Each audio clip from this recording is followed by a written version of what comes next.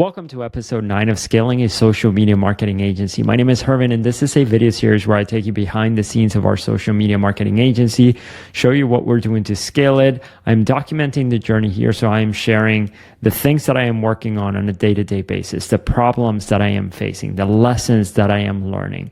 So if you're into that, if you want to see how we are scaling our social media marketing agency, you like to get daily updates, subscribe to the YouTube channel. Hit the notification bell. With that said, let's dive right in. Today, I worked on a couple of things. So number one, meeting with our current clients to let them know about our new offer. That's one of the things that I did today. I met with 4 clients and a lot of them were really excited about this new changes. Some of them were excited about the changes, but they didn't want to do anything at the moment. They wanted to wait until their new next billing to move, because right now for a lot of the clients that we have, this is a super busy time. So one of the objections that I'm getting is like, if you're going to be meeting with me on a weekly basis, right now it's a little crazy. So I'd rather wait until later to start doing that, which is fair enough. So overall, I mean, pretty good response.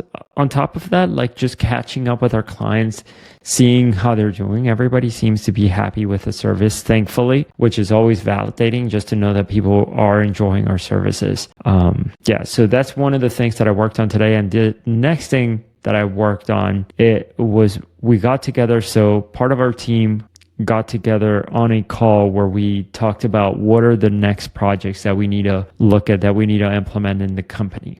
The biggest bottleneck in the company is that we need more clients. Like we need to figure out how to consistently generate more clients. But that has a downstream effect of a lot of things that are going to need to change for us to do that.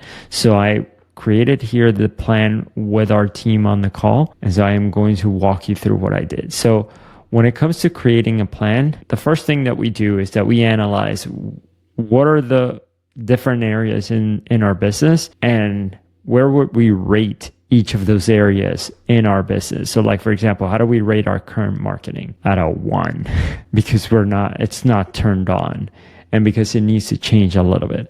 How do we rate our current nurture of the leads? Well, we're changing a little bit the process. So it's going to be rated low as well. Then how would you rate the sales? I actually wouldn't rate this bad, but I don't have a full script or anything like that. So I wouldn't give it a high rating. Our client onboarding, I would say it's lower because it needs to change. There's a few tweaks that we're going to need to change with this new offer that we're thinking about.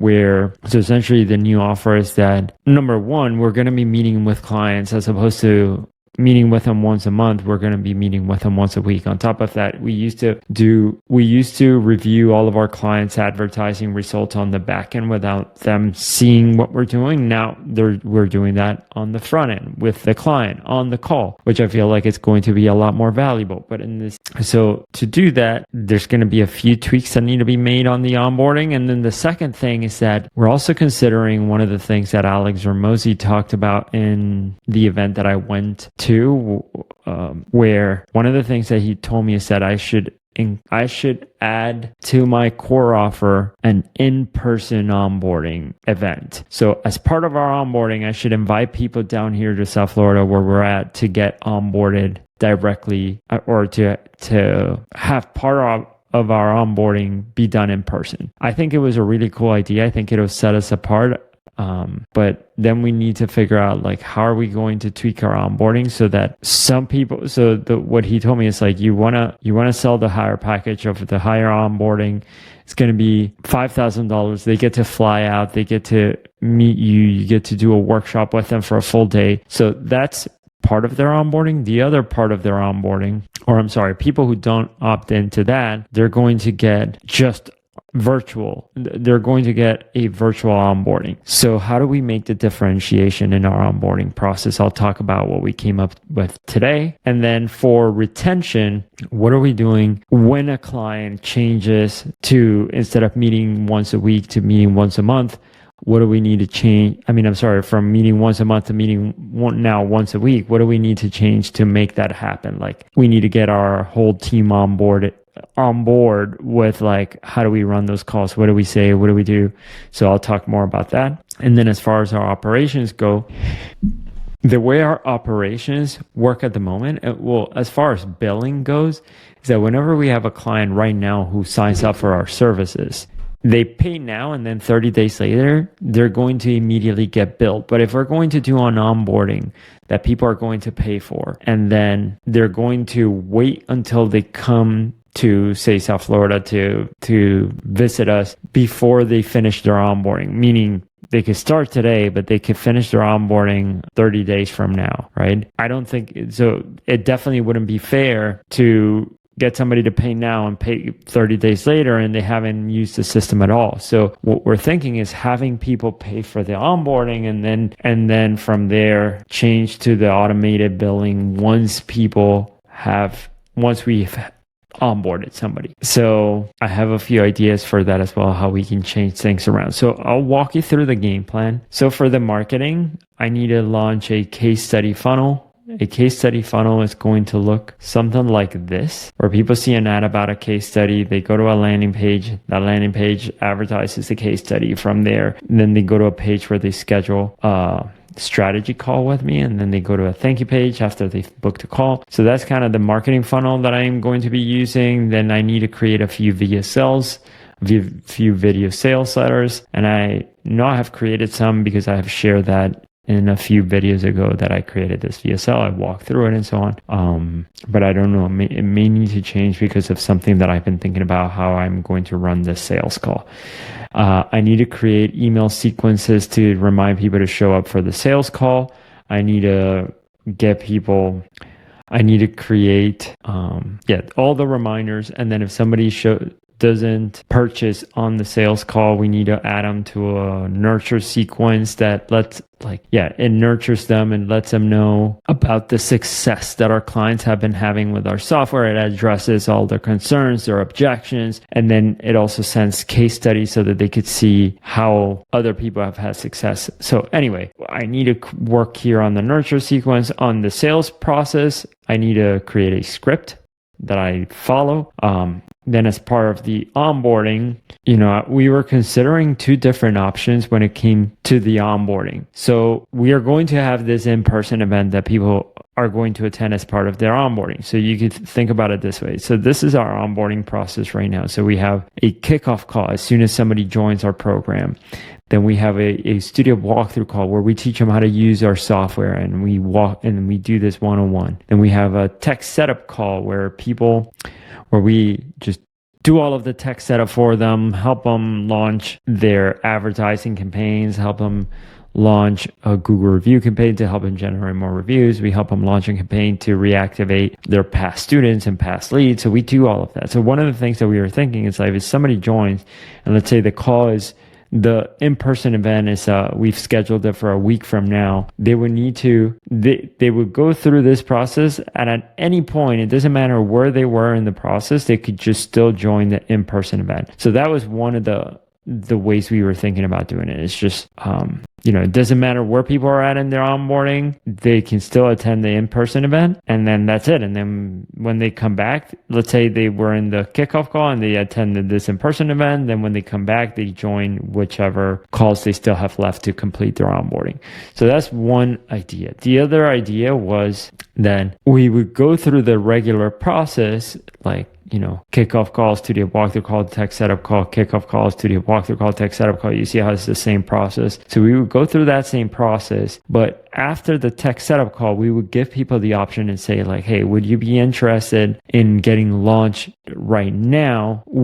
I can schedule you for a call where we can help you launch your advertising campaigns right away. So that, for example, let's say the event is a week, 2 weeks, 3 weeks from now. We could say hey, you don't need to wait 3 weeks from now. We can launch you right now, and then you can still attend in person, but we can help you launch right now if you want to take advantage of the system and start using Studio Hub right away. Or you can also go through the launching process in person after, during that event. So we were thinking about the two options. Like with this one, people would join right away. It doesn't matter where they were at in the onboarding process. With this one, it was more like in a sequence. So only after they've completed the tech setup call do they get the chance to join the in-person event. And we ended up liking this version better because one of the things that we thought is like, as we go through this process, one of the things that we're doing is we're helping the client set up their phone number, their A2P verification process. We're doing all of the tech on the back end. And if there are any tech issues that come up during any of those processes,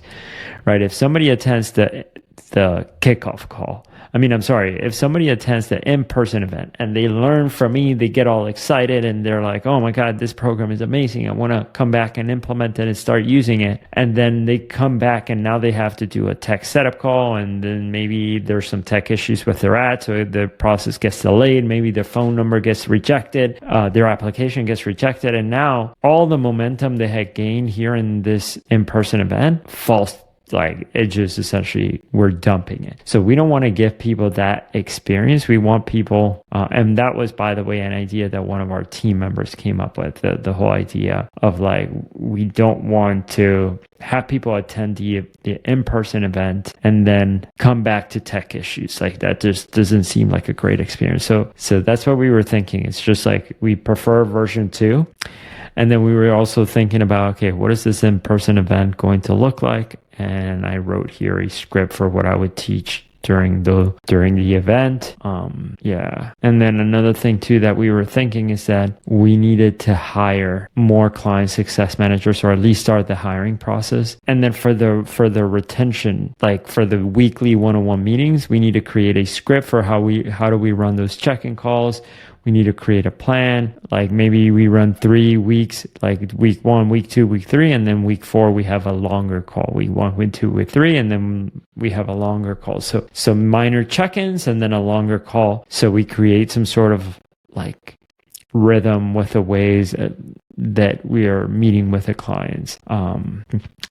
So that is what I worked on today. It was primarily the plan, which isn't done, by the way, because after we created this, we realized that there's a lot more to this than this. So we're going to have to extend this planning and just elaborate further. And then on top of that, because we're going to be bringing in multiple people into this project, we want this plan essentially to be a roadmap for everybody for success. Like, here's how we are going to implement, like what everything needs to look like. What are all the tasks that we need to complete from everybody? And then eventually we can assign those tasks and give them to people. So that's how we do things in our company. We plan this out. And by the way, transparently speaking, not one of my favorite parts. I like this, like brainstorming. But it's just like, I actually do enjoy planning, but the part that for me, this feels like, so today, if you saw yesterday's video, I had to record, I created a script for a video sales letter to send people after they have a sales call with me, but they don't buy. And I created the entire script. Today I meant to record it, but because, these things, like, because we focus on this, I didn't do that. So anyway, so for me, sometimes planning feels like putting the brakes on, as opposed to like keeping the momentum going. It just feels like slowing down. But I guess, I know that this is part of the process of growing and also to tackle a project like this so that everybody can collaborate in the company, then there obviously needs to be a good plan that people can follow. So that's what I need to focus on next. And also, just to give you another heads up, the person who I spoke to the other day, where I broke down, I think it was yesterday that I broke down my sales call. They said that they seem very interested in starting. They just had a couple of questions right before they get going, which I created a video for right now. Just right before I shot this video, I'm shooting this video, I created another video for them answering their questions. So that might be a new potential client. Fingers crossed. But seems like that drawing the iPad out, the plan that that seemed to have worked out. Anyway, thank you guys so much for listening. Once again, if you are interested in seeing how we are scaling our social media marketing agency, getting updates on a day-to-day basis, seeing what we're doing, the problems that we're trying to solve, where we're stuck, the lessons that I'm learning. I'm being transparent as much as possible with everything. So yeah, follow along, subscribe to the channel, hit the notification bell, and I'll see you in the next update. Bye.